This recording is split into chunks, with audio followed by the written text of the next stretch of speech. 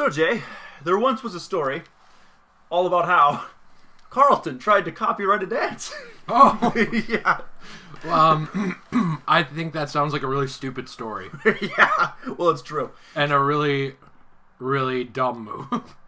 Well, he tried real hard. And Alfonso Ribeiro, the main man from The Fresh Prince of Bel-Air, who popularized his, I think it's called the Carlton. I have no idea. It is actually. Neato.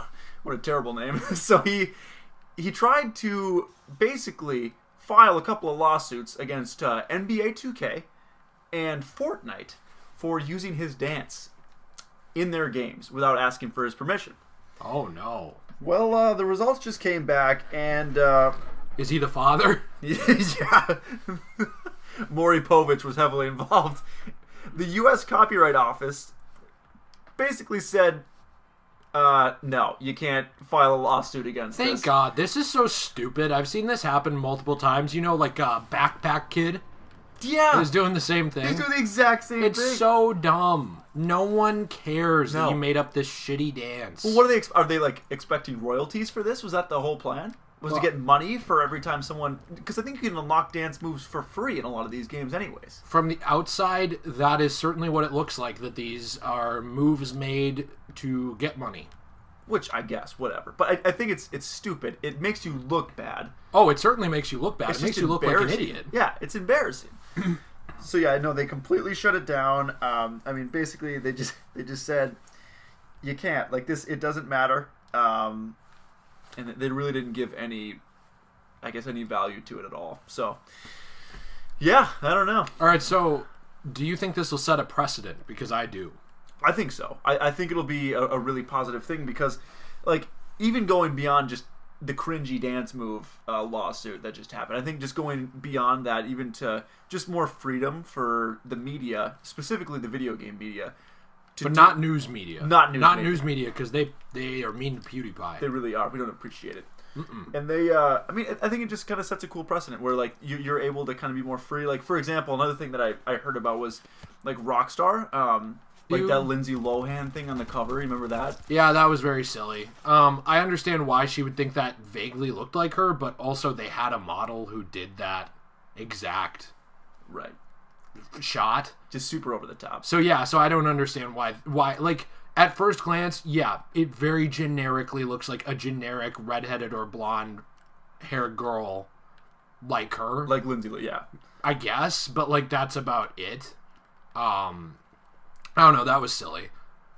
But No, but and like you said, it sets I think this is a really positive thing for games in general, just because we're getting more freedom, and really it feels like video games are kind of the last open landscape where you can just, there's really a lot more freedom, and there's a lot more just kind of do whatever you want with it as long as it's not crazy over the top. Like Red Dead, I mean, there's still a lot of there's a lot of things that happen in games that you would never see in movies now. You won't see them in TV shows. I mean, it's a lot more open of a landscape. yeah, and I really do think that there needs to be that creative freedom for these companies to be able to make things. Now, if they were just straight up ripping stuff off, I understand that that's a violation of copyright. However, there's also an argument to be made that, like, in some ways it's transformative as well, which is supposed to be not the legal loophole, but, like, the thing that gets around everybody just beating each other over the head with copyright.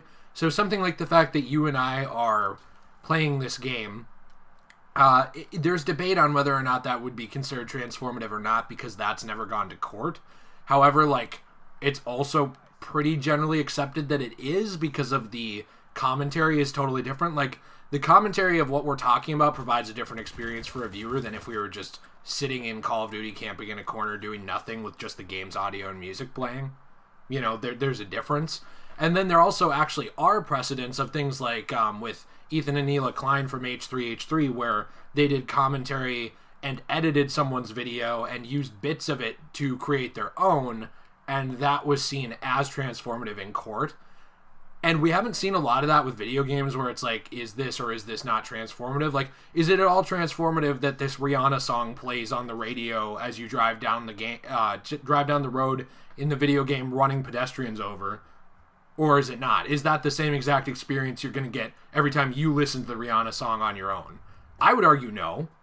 Probably no. But there's also, like, a lot Some of these outliers. Well, the thing is, like, these music companies, a lot of them are so powerful and have so much money because of how long they've been around and making money. A lot of these music companies have been making money for far longer than, like, even the film industry. Like, they've been around forever. Oh, yeah. And they're, like, merger after merger after merger, so they've become these huge multi-billion-dollar companies. So, I don't know. A lot of this is gray area. I'm glad that this has been kind of decided on. I hope it's not something we keep seeing, because I really do think, like, rant aside, and I'm almost done, that there's a lot of abuse of the copyright system in the United States, and whether or not that is what this case was going for, because it's very possible that he felt wronged, like, actually, because I can't assume his intentions for real, because it could just be that he felt wronged, he felt like he created this thing, and that he should be making money off it if they're going to use it. That is a complete possibility in this case. But there's so many cases where it's very obvious that it's just oh man, I might make a quick buck off this, and it's something you don't care about ever, and then all of a sudden you do. And like, it works, yeah. Like, that just seems fishy when that's the case. Like, maybe you don't actually have a passion for whatever that thing is, and you just want to make a quick buck, in which case I don't see why your copyright, if it even exists, should be defended. Yeah, the system can be very easily exploited. And also the fact that, like, if you or I do something that pisses off a huge company, that company could technically take us to court and try to sue us for something. And because we don't have money, whether we're in the wrong or not, we would be, like, financially destroyed. Yeah. It's interesting to me. I'm glad that this turned out the way it did, but I'm hoping this isn't something we keep seeing for the next 20 years, because I'm really sick of seeing all of the lawsuits that just seem like they should be common sense not being. I don't know. That's really all I got on it. I just hope this goes away. No, 100%. Please stop. Please stop. Well, let us know what you think in the comment section below, guys. Do you do the Carlton dance still today? I'm going to sue you if you do. Oh, that's a great point. Do a Carlton dance in tribute of our main man. And we'll see you in the next one, guys. Peace.